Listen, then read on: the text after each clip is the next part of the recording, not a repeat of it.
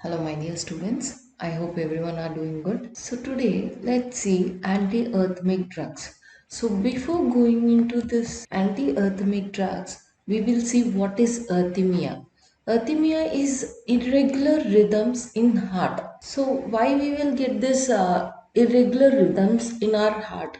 This abnormality may be in our at the site of impulses or regularity of conductions, like for example our heart should be lub and dub. So abnormality in conduction is when there is abnormal rhythms in atrium or abnormal rhythms in ventricular. For example, sometimes you will be having more contractions in atrium only, and sometimes there will be more contractions in ventricular. So these are abnormal rhythms. So what are the symptoms of this arrhythmia? Pain in chest, dizziness, fainting or lightheadedness, palpitation, shortness of breath, anxiety, fatigue, sweating, fluttering in chest. So let's see the causes of arrhythmia. So it may be caused due to drinking. Not drinking doesn't mean it's only alcohol. It may be drinking too much of coffee or too much of tea, which consists of caffeine. This will, for as we know that caffeine is CNS stimulant. So when we are drinking this one, this will induce this heart rate also, because it is activating brain. So when it is activating brain will indirectly activate our heart. So next one is smoking, drug abuse, stress, anxiety, and scarring in tissue. The scarring of tissue will because of if we are for example, if the patient have already heart attack, when the heart went through a drastic situation, it is left with scarring, right? So even that scarring may causes this abnormal rhythms. And next one, high blood pressure, blocking arteries in your heart. Blocking of arteries is called as coronary heart diseases.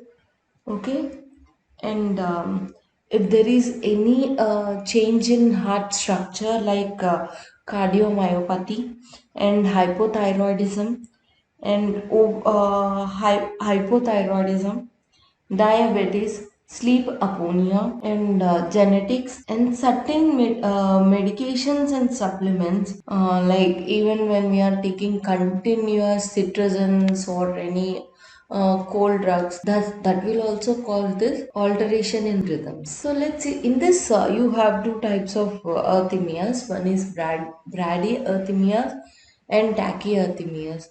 In this bradyarrhythmias, they will be slow. As we know, bradycardia means they will be slow heartbeat. Here also the rhythms will be very slow, and sometimes there will be blockage of this impulses conduction also. And tachyarrhythmias is increase in this impulses. So we have various cardiac arrhythmias, so like atrial flutter, atrial fibrillation, paroxysmal supraventricular tachycardia, ventricular tachycardia, and ventricular fibrillation. Torsade, the point is AV block and extrasystole. Let's see one by one. Atrial flutter. So before going into atrial flutter, let's see atrial fibrillation. Atrial fibrillation. Actually, atrium actually our normal heart rate is 120 by 80. But here, instead of 120, if it is 100 or if it is 140, that is normal. But what if your atrium beats for 300 to 350? Actually, the contraction it will be more. That will cause us sometimes heart attack also, and we won't be able to handle that one. That is atrial fibrillation. So how this is happening?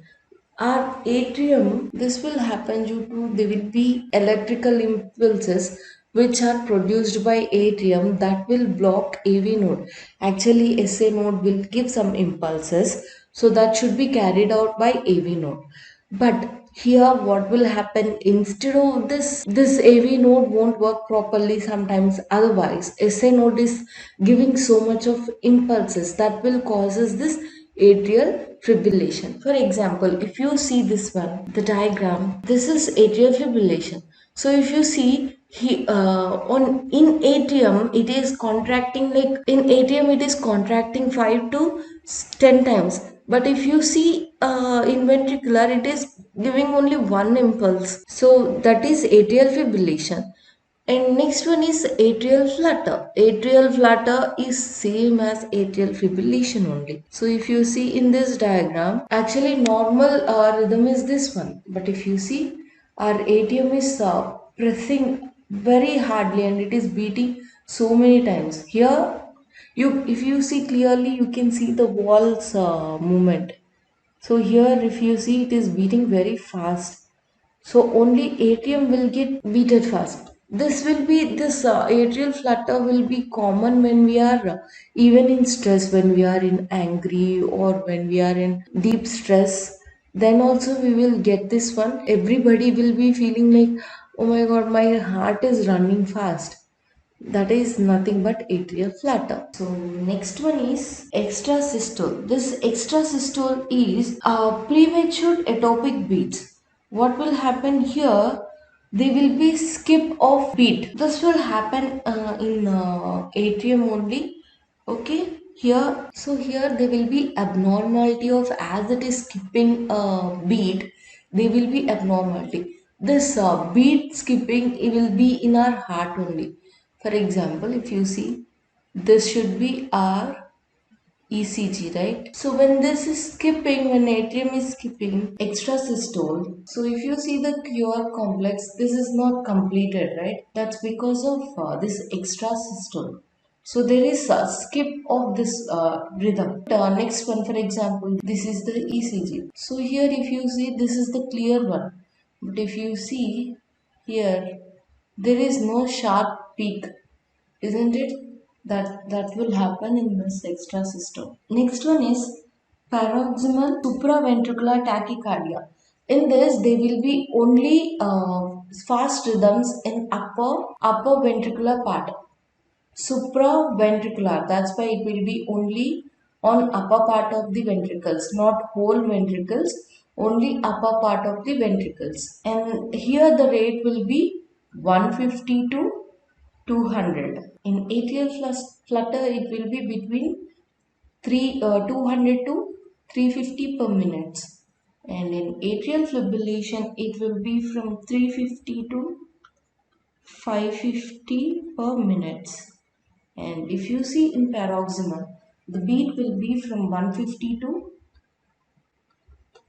200 beats per minute. This all for atrium only. So next, let's see ventricular tachycardia. So in ventricular tachycardia, it will be like 4 times of extra systole. So 4 times of extra systole means it will be skipping 4 rhythms. That means that will be that much fast. So next one is Torsade de pointes.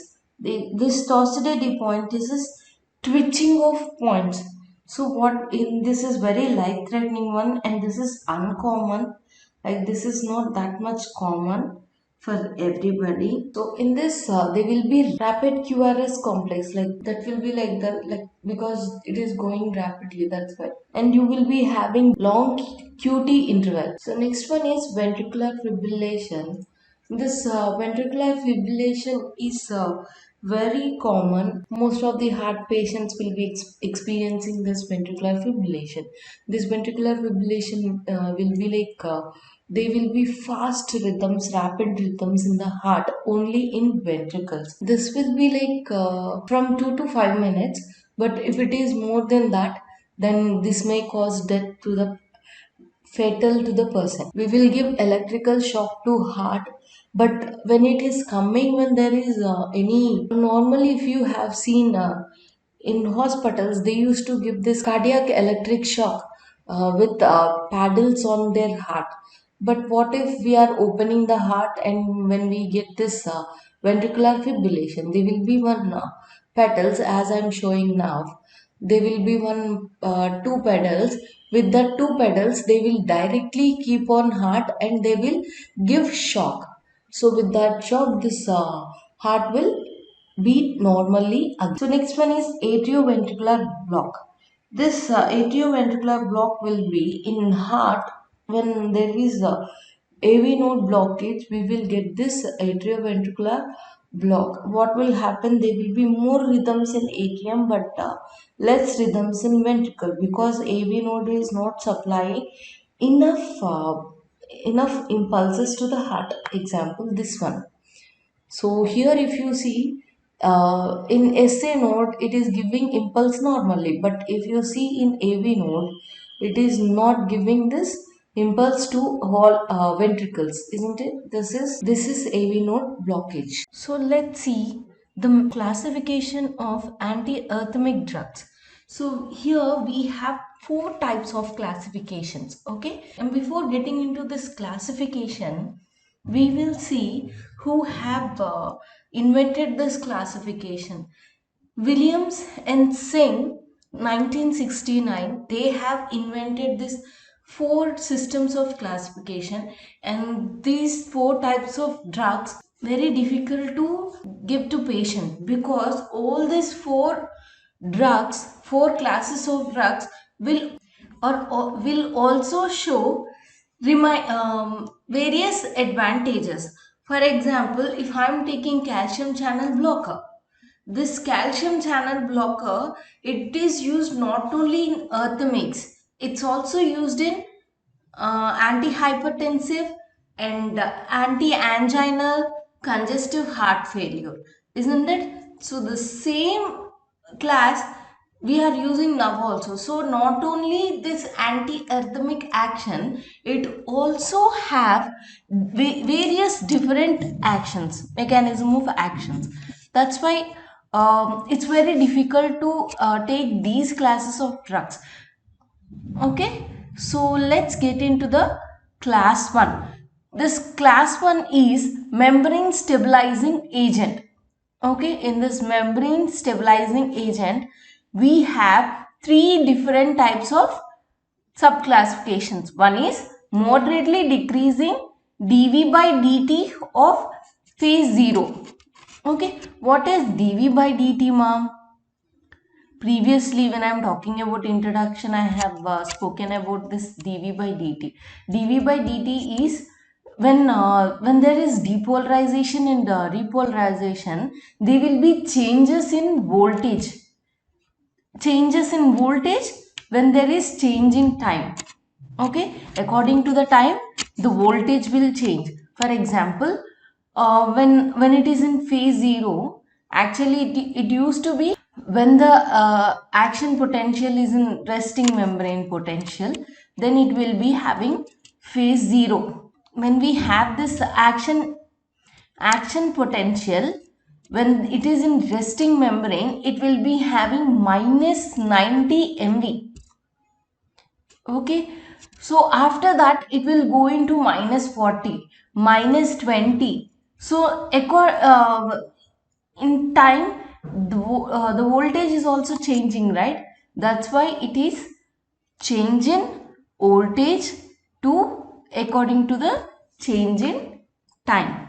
Okay, so dV by dt is that.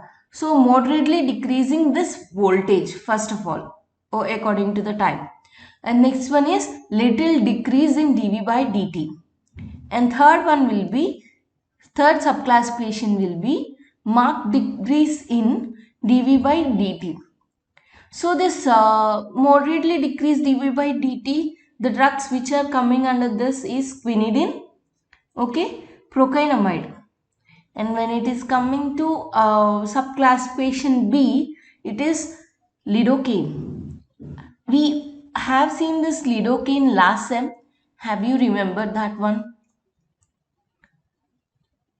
Next one is markedly decreasing dV by dt, propafenone. Okay, so let's see the second class of drugs, okay, which are anti-adrenergic agents. These anti-adrenergic agents are esmolol and propranolol. Okay, and third class of drugs are which are used for the widening of action potential. The agents which are used to widen the action potential. Why to add widen the action potentials? We will see in further class. Okay. The fourth classification is calcium channel blockers, and the drugs are verapamil. We have seen this drug from four classes. We are seeing this drug from four classes. Drugs of and we have which is not included in this, but we have another type of drugs which are drugs for PSVT. PSVT is nothing but paroxysmal supraventricular tachycardia. Okay, so let's get into the class 1 drug. So in this class 1 drugs, what is the mechanism of this class 1 drug? This class 1 drugs are mainly limited to the conduction of it will limit the conduction of sodium, and in some cases it will also limit the conduction of this potassium also.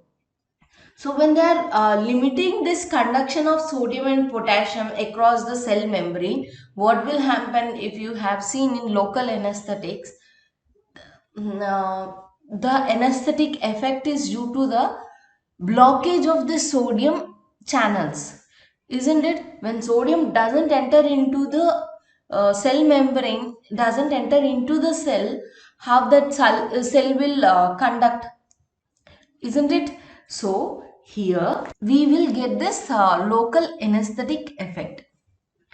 Okay, and not only that, this class 1 drugs will be effective only when there is inactivation or activation of sodium channels. When it is in resting stage, this won't show any effect. Okay, when you are taking this drug, when the impulse is in resting stage, when the conduction is in resting stage, it won't show any effect. It will show effect only when the sodium channels are in activation stage or inactivated stage. That's why this is called as, this class 1 drugs are also called as use dependent blockage. Okay, that's why it is called as use dependent blockade. So let's see. So we will call it as, this is class 1, right? So subclassification 1A. So let's see the subclassification 1A. So why we are calling it as 1A? Because class 1, and we have model number A. That's why it is called as 1A. So in this 1A, what it will do? It is oldest one.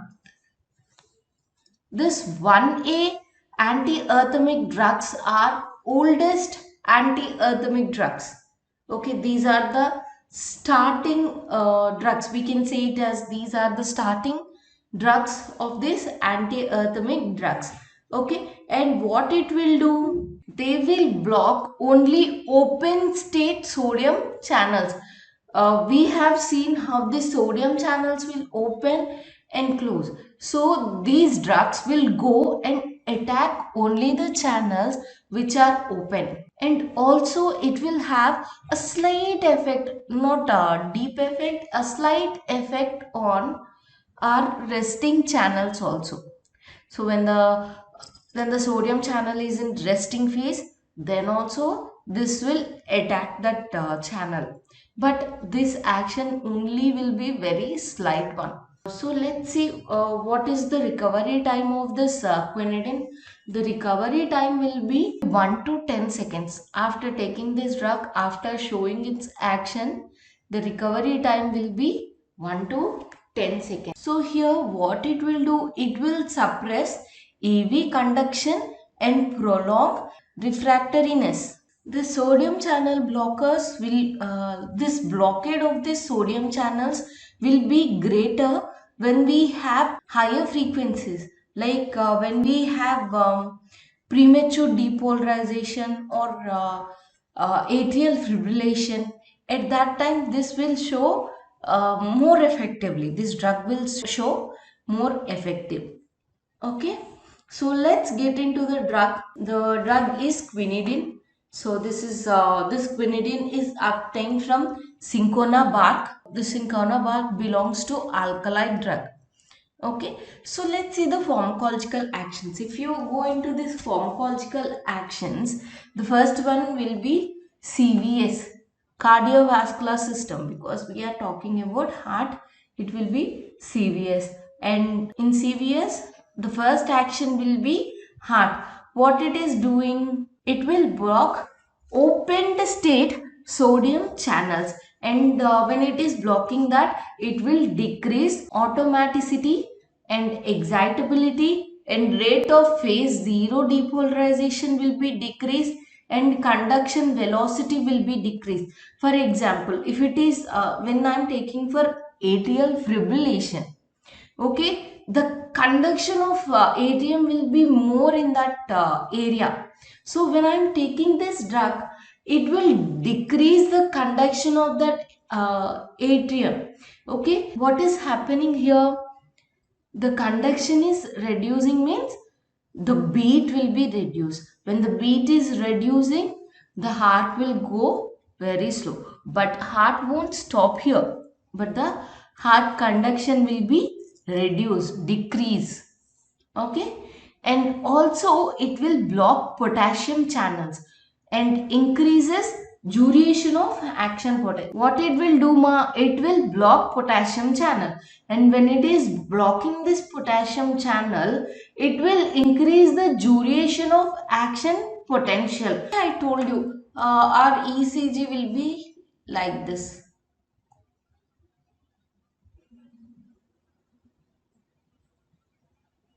Okay, but if we have any arrhythmia, it will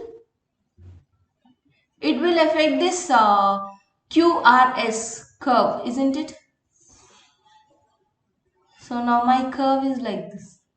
So have you seen the difference between this one and this one?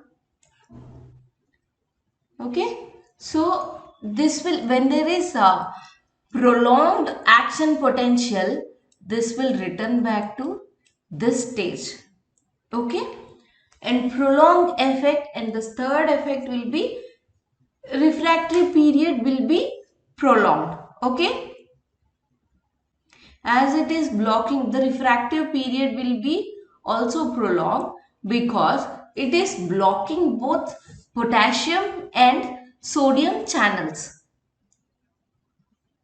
Okay, ma. Next, see our AV node. When it comes to AV node, it is vagolytic. Vagolytic means it will increase the AV node conduction, because we have seen cases in which this AV node conduction is reduced. When there is reduced AV node conduction, our ventricles won't get proper impulse, right? Then it won't work properly, or we will get more conduction, in which case we will be having tachycardia or fibrillation. Okay, let's see ECG.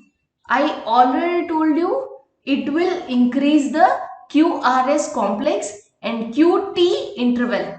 Here we have seen QRS complex and QT interval will be increased. When it comes to BP, quinidine will reduce the BP because it is directly depressing the myocardium, isn't it? It is blocking the sodium channels and potassium channels.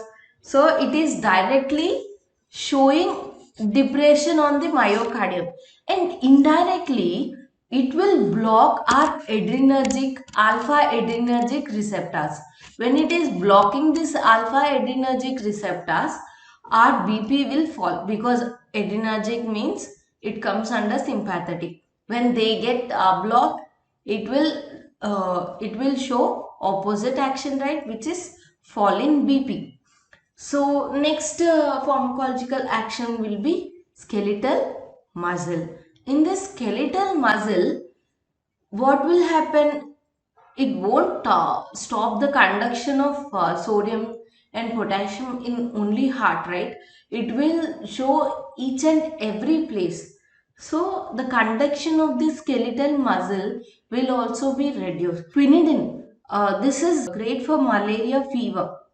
Okay, so it will show anti-malarial action. And next one will be antipyretic, which will reduce the fever. And sorry ma, there is a spelling mistake. It's not ti, it is to. Okay, so oxytocic activity is equal to contraction of our uterus. Okay, let's see the pharmacokinetics. It is well observed in our GI tract and highly bound to plasma proteins, so that distribution will be more if it is binding to plasma proteins, and metabolized in liver. It is excreted through urine, and some amount which is unchanged, it will also excreted, which will be 20%. It will also excrete through urine. And let's see the adverse effect.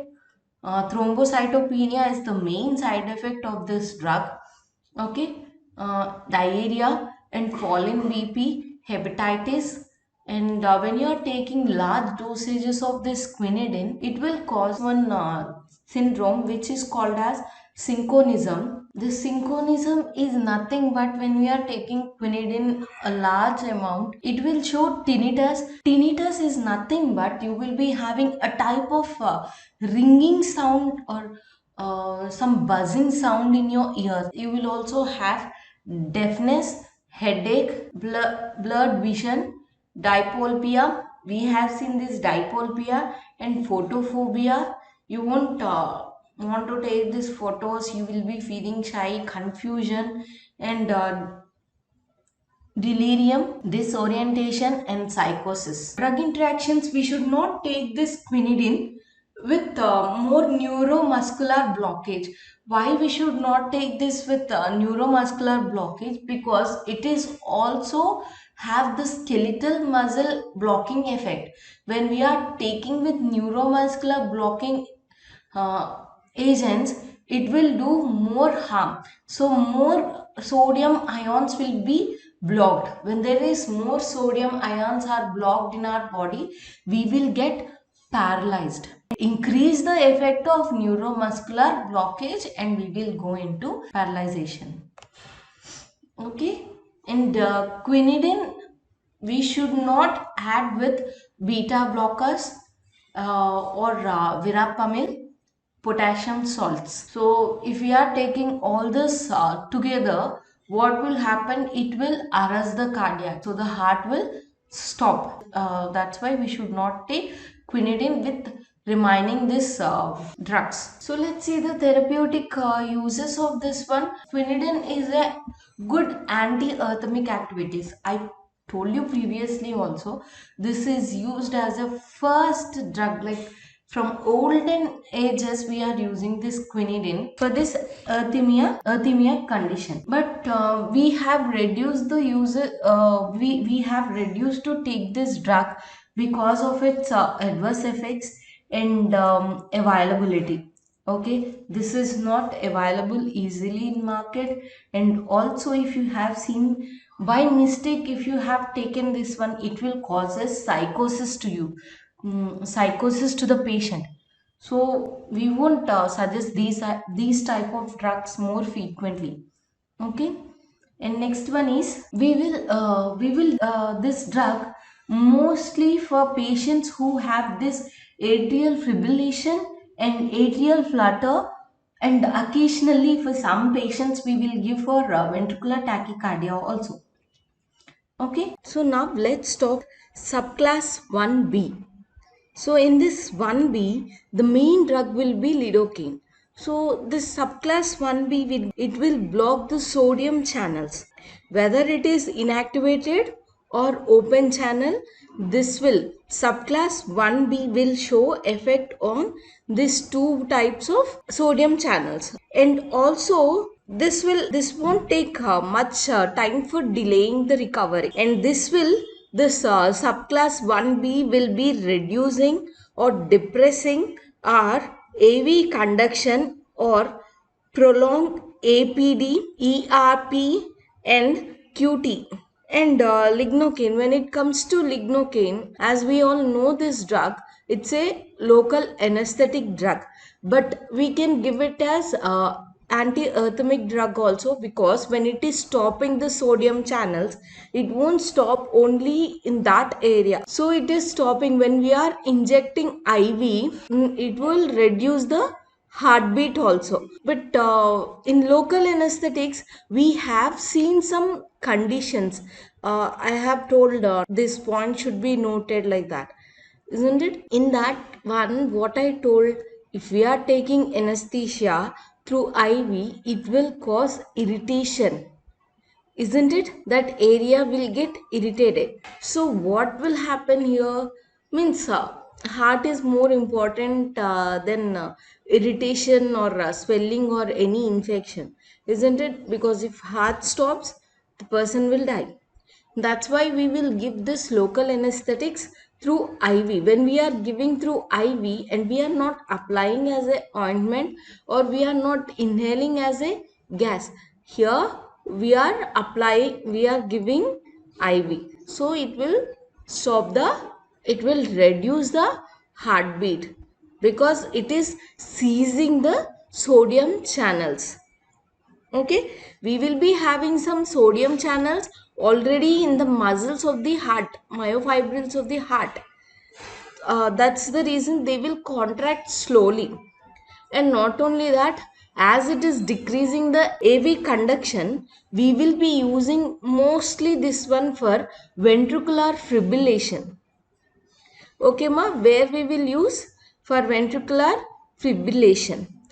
So, what is the difference between local anesthetic lignocaine or anti-arrhythmic lignocaine? The both will be different. Like local anesthetic lignocaine will be added with methylparaben and a preservative. When we are adding this preservatives and methyl paraben, we can't give this drug to a patient IV, isn't it? And if we give IV only, the patient will be having this heart effect. Now it can't show any heart effect. That's why we can't give this drug for anti-arrhythmic, isn't it?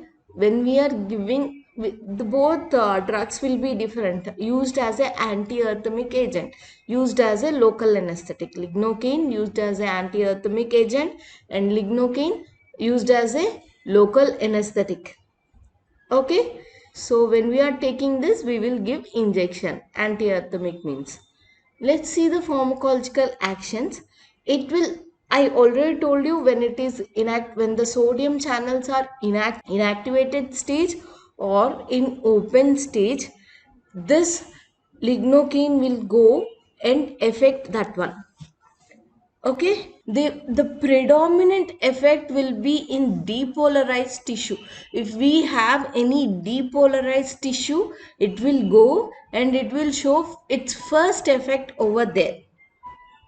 Okay, because depolarization means at that time the sodium channels will be in activated stage, even it is open or activated stage means it is opening, isn't it ma'am? And inactivated stage, so both will be happening. That's why it will, its prayer goal is our depolarized tissue.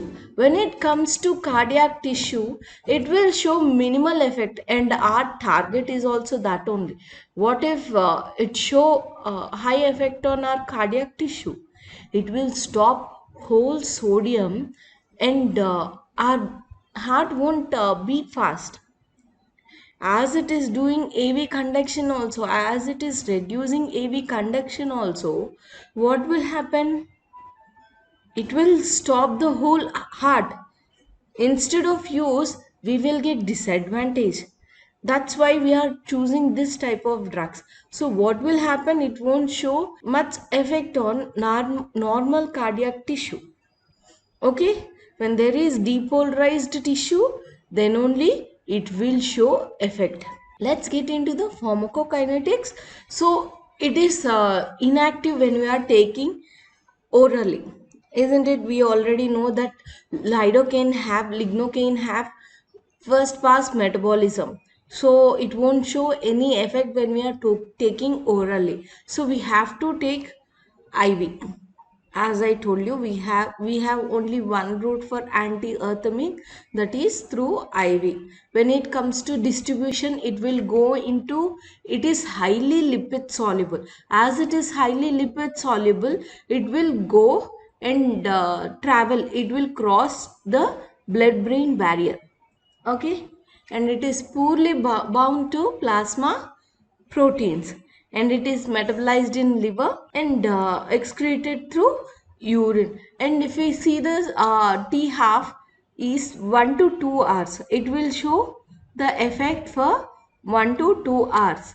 If the person have any heart failure, when we are giving this drug, it won't, the volume of distribution will be reduced, and the hepatic clearance will also reduce.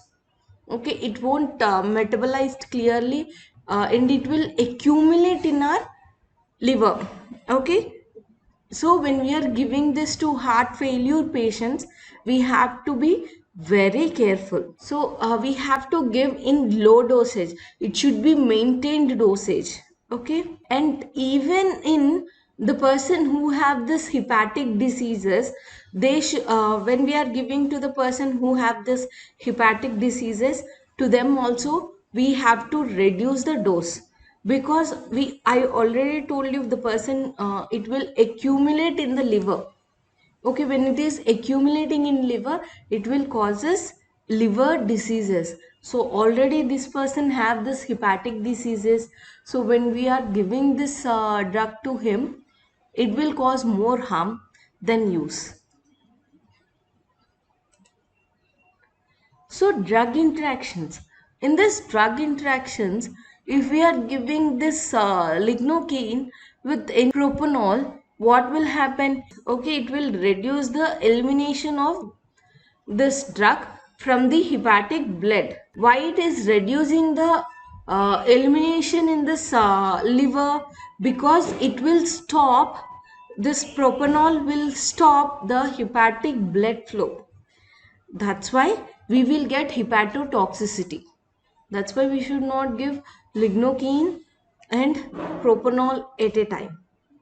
Okay. Next one, let's see subclass 1C. These channels are more potent in closing the sodium channel. So, and its recovery time will be more than 10 seconds.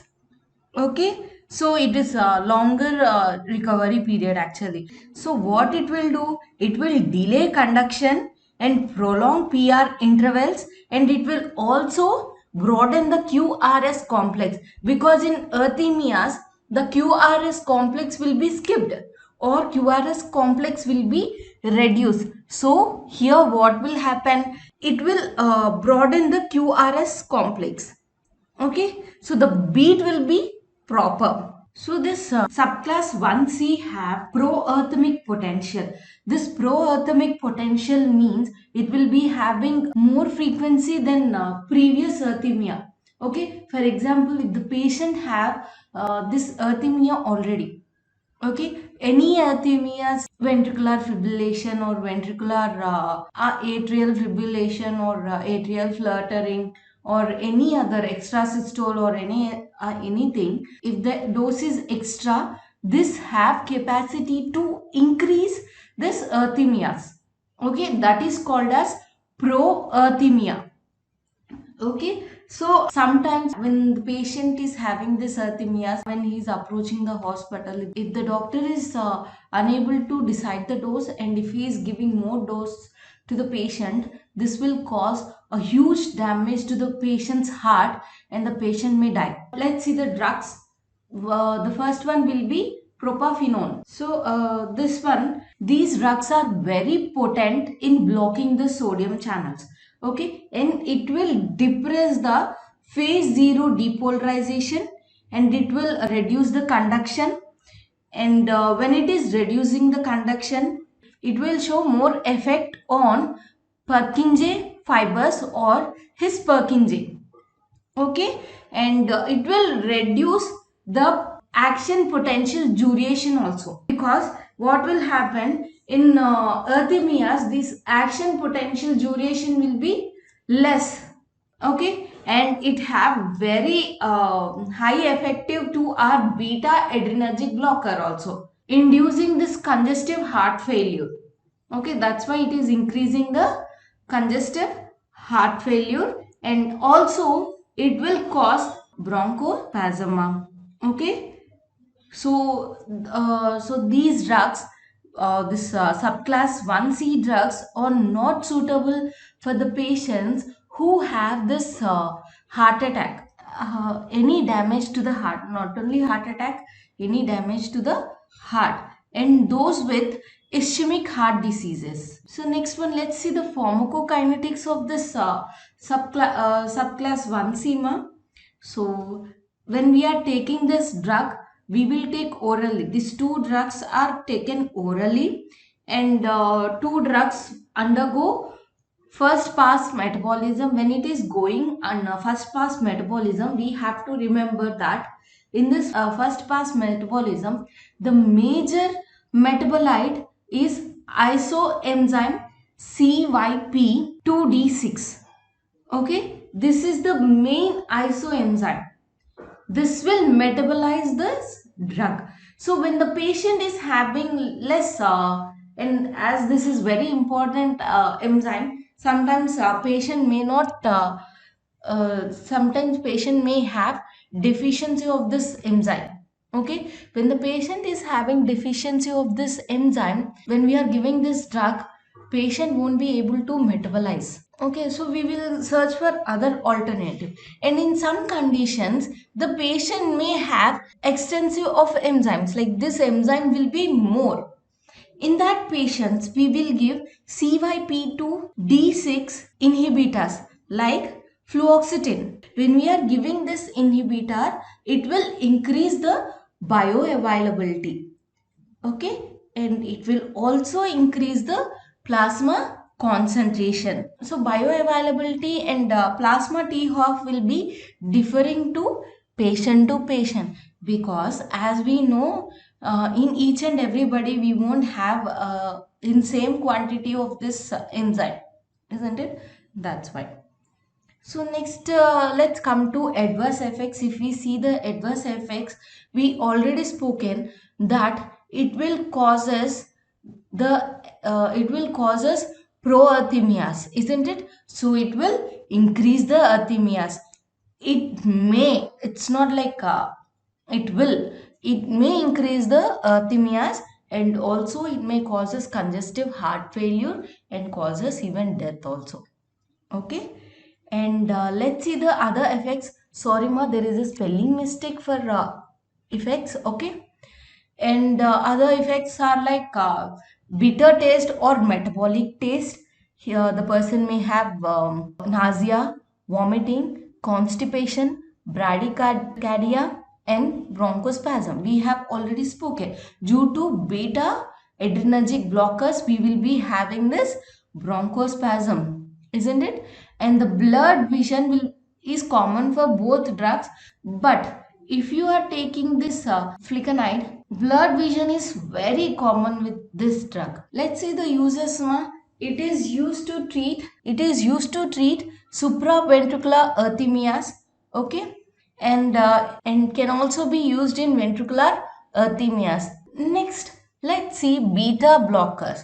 In this beta blockers, we already know this beta blockers mechanism of action is it will block the effect of catecholamines.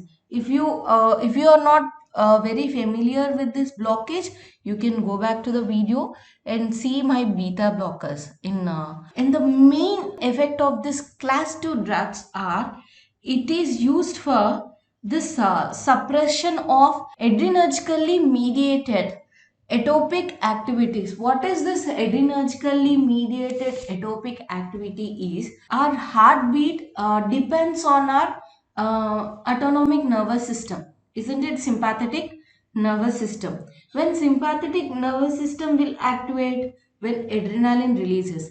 When adrenaline will release, when we are in tension or when we are in stress or when we are in emotion, at that time this will increase in our body. When adrenaline is increasing in my body, what will happen? It will increase sympathetic nervous system. Sympathetic nervous system will increase the heart rate. So this class 2 drugs will decrease this adrenergically mediated atopic heartbeat, and it will depress the phase for depolarization. Okay, and it will also decrease SA node and atopic, we already know, foci. It will prolong the refractory period and it will decrease the conduction of AV node. That's the reason it is used for ventricular arrhythmias. Okay, so it is used in the treatment of reoccurrence of arrhythmias in AV node. Okay, and it will also control the ventricular rate in atrial flutter and atrial fibrillation. Okay, because in these two conditions the heartbeat will be more. Pharmacokinetics. So propanol is, we will take this one as injection. Okay, so we will give it as IV. Okay, 1 mg per minute, and we can take maximum 5 mg per minute. Okay, we should not exceed more than 5 mg. And if we are giving 5 mg, we have to monitor the patient very closely, because this may cause arrest of heart. Okay, that's why we have to monitor very closely. And if we are taking oral administration, this propanol, it should be between 40 to 80 mg. So now let's see the uses of propanol. This propanol is mainly used in sinus tachycardia. So what is this sinus tachycardia? In this sinus tachycardia means in the area of sinoatrial node, what will happen? The electrical impulses will be more. Okay, that's why it is called as sinus tachycardia. Okay, ma, what is sinus tachycardia once more? The electrical impulses near the SA node will be more. Okay, sinoatrial node is more. That's why it is called as sinus tachycardia. Next one, it is also used for, the next use is atrial and nodal extrasystoles. So this extrasystoles which are occurred especially due to emotions or due to any exercise, we will suppress that extrasystoles. Okay, with this drug, it's not like for any extrasystoles we can give this one, but when the extrasystole or atrial extrasystole is disturbed due to my sympathomatic. When it comes to PSVT, propanol will show less effect when compared to verapamil and adenosine. So the success rate for PSVT when we are taking this propanol will be only 60%. So we should not expect more from propanol. Okay, and propanol rarely abolishes atrial flutter and atrial fibrillation, but used to control ventricular rate. But it will control the ventricular rate for patients who have this arrhythmias. So if the person is having atrial flutter or atrial fibrillation, even ventricle is getting affected here, right? Because it is not getting proper pressure, proper contraction, isn't it? That's why we can give this drug to maintain that one. Okay, but rarely, mostly we will concentrate on atrial flutter and atrial fibrillation, because that may cause us death, isn't it? So next one, let's see class 3 anti-arrhythmic drug. These class 3 anti-arrhythmic drugs are broad spectrum anti-arrhythmic drugs. Why I'm calling it as broad spectrum? Because if there is a drastic arrhythmia, then we will go for this. So in this, what will happen? It will act on phase 3 action potential. Okay, what is phase 3 action potential, ma'am? Repolarization, rapid repolarization, isn't it? There what will happen? all the sodium and calcium will be inside the cell, okay, inside the sarcolemma, and the potassium will be outside. And potassium wants to come inside. As sodium is more in our cell, it wants to go outside.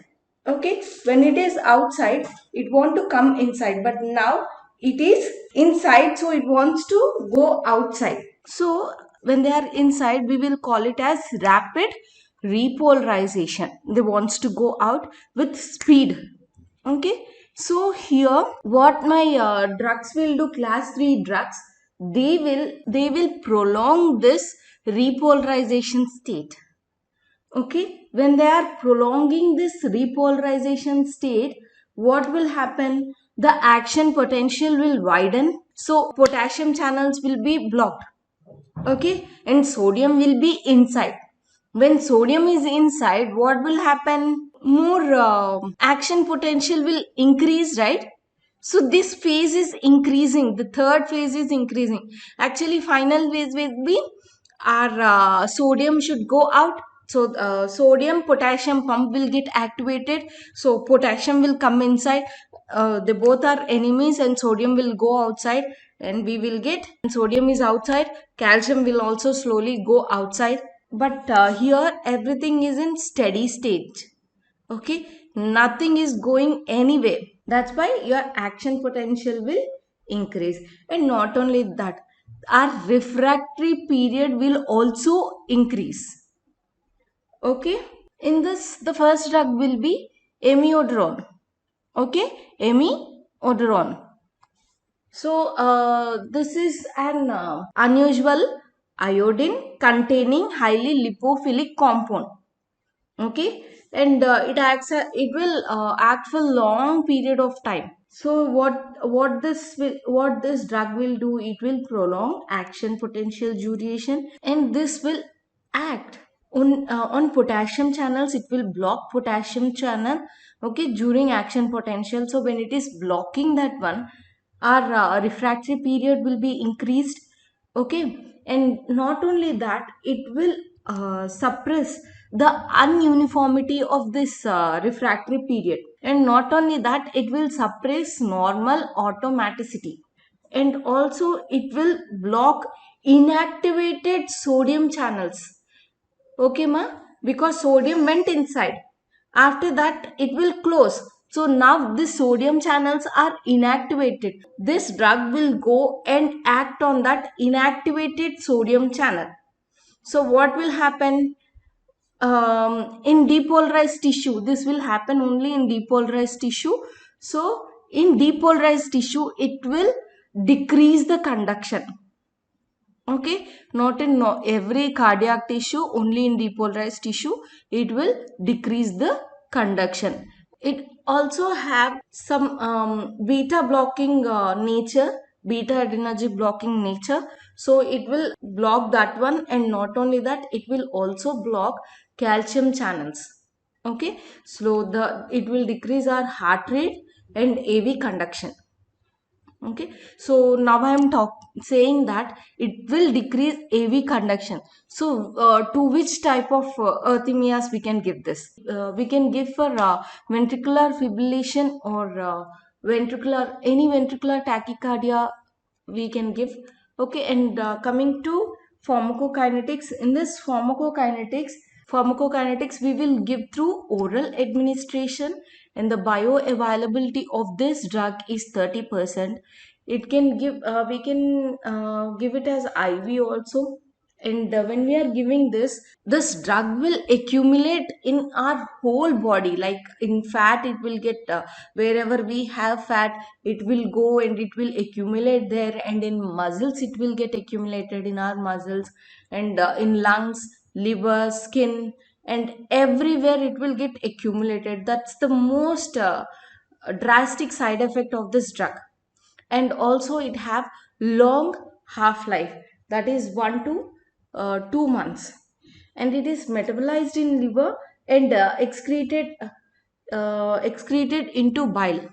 Okay, metabolized in liver and it is excreted into bile. Uses, so we know it is used as a anti-arrhythmic action, and also it is broad spectrum anti-arrhythmic action. Okay, and also it will reduce torsades D points. We have seen this torsades D point in introduction class, isn't it? And it will also used in the treatment of atrial and ventricular arrhythmias. Okay, and it is used to maintain the normal sinus rhythms in atrial fibrillation or ventricular tachycardia. So let's see the adverse effects when it comes to CVS. The first adverse effect will be hypotension. Why we are getting hypotension? Because this is used as a vasodilator. That's why it is reducing the heart rate. And congestive heart failure. In some conditions, what it will do, it will increase the arrhythmias when we are taking in high dosages. It will increase the arrhythmias. So this person will get congestive heart failure and also arrhythmias. And when it comes neurology, the first side effect will be peripheral neuropathy. You know what is peripheral neuropathy. And pulmonary fibrosis, nausea and hepatitis, photosensitivity and pigmentation of the skin, corneal deposits, hypothyroidism and hyperthyroidism. Because when we are using this for long period of time, our T3 and T4 levels will increase. That's why we will get this hypothyroidism and hyperthyroidism. So we have to continuously monitor this T3 and T4.